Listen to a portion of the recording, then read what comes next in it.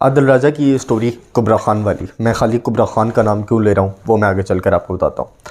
इस स्टोरी के अंदर एक बहुत बड़ा सबक है कि आप जिसके साथ जैसा करने की कोशिश करते हैं, आप जिसको जिस केस में फंसाने की कोशिश करते हैं, आप जिसके ख़िलाफ़ जो साजिश करते हैं, वही कभी कभी आपके ऊपर पड़ जाती है। यानी दूसरे अल्फाज के अंदर कि कुदरत का, इंसाफ का अपना एक निज़ाम है। जिस किस्म की ऑडियो लीक्स इमरान खान के ख़िलाफ़ की जा रही थी, ये बात हर इंसान को मालूम है, हर शख्स को मालूम है, पाकिस्तान के अंदर रहने वाले हर शख्स को ये बात मालूम है कि ऑडियो लीक अगर कहीं से होती है या ऑडियो टैप अगर कहीं से होती है तो वो कौन करता है, क्यों करता है और कब करता है।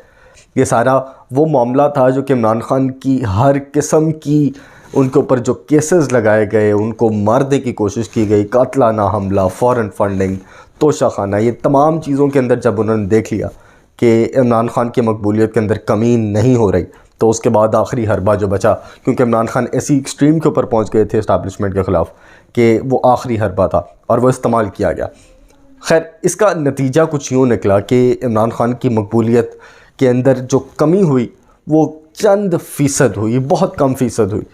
ज़ाहिर है हम भी रोज़ लोगों में उठते बैठते हैं, हम ख़ुद देखते हैं कि किसके अंदर कितना, कौम के अंदर या फिर एक जो सोसाइटी है उसके अंदर उसका इम्पैक्ट कितना पड़ा है।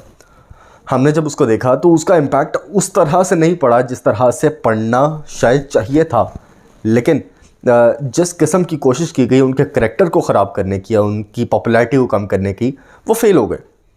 और कुछ दिनों के बाद क्या होता है कारमा, कि एक वीलॉग, एक ख़बर इनिशियल्स के साथ दी जाती है आदिल राजा की तरफ से। खैर, मैं आदिल राजा को ख़ास अच्छा सोर्स नहीं मानता, क्योंकि अगर वो वाकई वो फ़ौज से इस तरह से लिंक्ड हैं और उनको इस तरह से ख़बरें मिल रही हैं तो वो वाकई आर्टिकल 6 के मुर्तकब हैं। वो बहुत सारी ऐसी बातें कर रहे हैं जो कि पाकिस्तान की सिक्योरिटी के ख़िलाफ़ हैं। बाहर बैठकर इस तरह की बातें करना ये गलत कदम है, मैं उसको बिल्कुल सपोर्ट नहीं करता। लेकिन चले, उन्होंने एक व्लॉग किया, उनकी एक ख़ास किस्म की एक फॉलोशिप बन चुकी है, ख़ास करके जो तहरीक इंसाफ के वो लोग हैं जो इमरान खान की कोई भी बात, उनके ख़िलाफ़ कोई भी बात को बर्दाश्त नहीं कर सकते, या फिर वो ये चाहते हैं कि उनको इस्टेब्लिशमेंट के ख़िलाफ़ कोई ना कोई कंटेंट मिलता रहे, तो वो आदिल राजा को फॉलो करते हैं। आदिल राजा की स्टोरी के ऊपर बहुत सारे लोगों ने इस चीज़ को उछाला और उछाल कर ये इस पॉइंट के ऊपर आ गई कि कुबरा खान को एक स्टोरी लगानी पड़ी।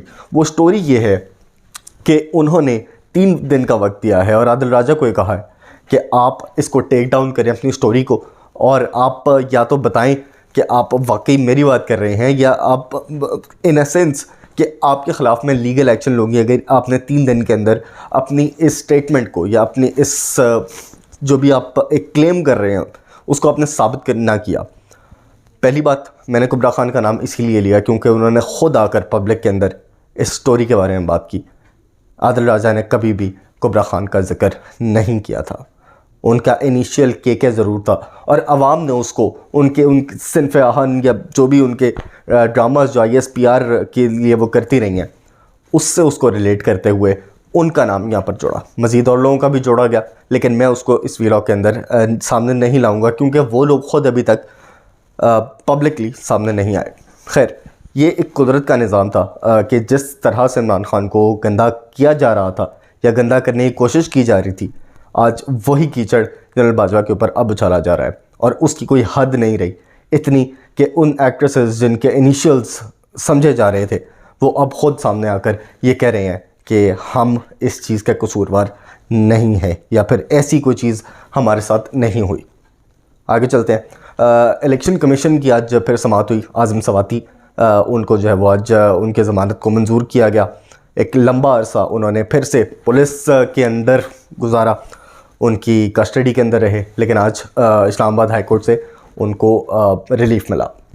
उसके बाद इलेक्शन कमीशन की समाअत हुई और उसके बाद बहुत एक फ़ैसला आया। इससे पहले उसके ऊपर मैं ज़रा बात कर लूँ कि जब एक ये फ़ैसला दिया गया कि आपने कल इलेक्शंस करवाने हैं, यानी जो पिछला संडे गुजरा उसको इलेक्शंस करवाने, और ये फ़ैसला कब दिया गया, वो सैटरडे को दिया गया। तो उस फैसले से आपको ये समझ आ जानी चाहिए कि कितना अनरियलिस्टिक फ़ैसला दिया गया था।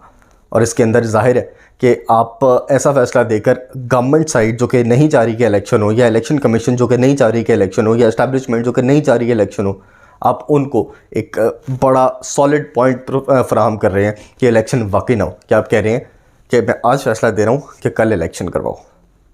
ये रियलिस्टिकली चीज़ पॉसिबल नहीं है। आपके फ़ैसले से ही आपकी बदनीयती ज़ाहिर होती है। इस्लामाबाद हाई कोर्ट से ये मेरी इल्तिजा है कि आप अपने फ़ैसलों को कम से कम इतना रियलिस्टिक रखा करें कि उससे जो बदनीयती का एलिमेंट है वो ज़ाहिर ना हो। खैर, मज़ीद आपने उसको इल्तवा का शिकार कर दिया है। 9 जनवरी तक इसकी समाअत को अब मुलतवी कर दिया गया है और फिर आपने कहा है कि तहरीक इंसाफ और जमात इस्लामी उनको जो है वो आप सुनेंगे। तो आप जितने तख़ीरी हरबे इस्तेमाल करेंगे ये आवाम जान चुकी है कि कौन कौन किस किस तरह किस किस की मदद के लिए क्या क्या करता है, और आपके फ़ैसले या इन अदालतों के फ़ैसले उसी की एक कड़ी है कि जिस किस्म की हुकूमत को इस वक्त मुसल्लत किया गया है और जो इस पाकिस्तान के जो इस कौम के इस वक्त हालात बन चुके हैं उसके अंदर एक बड़ा, मेरे लिए सबसे बड़ा रोल वो अदालतों का है। फ़िलहाल मोहम्मद हमदर्द को दीजिए इजाज़त। देखते रहिए उम्र हाज़िर। अल्लाह हाफ़िज़।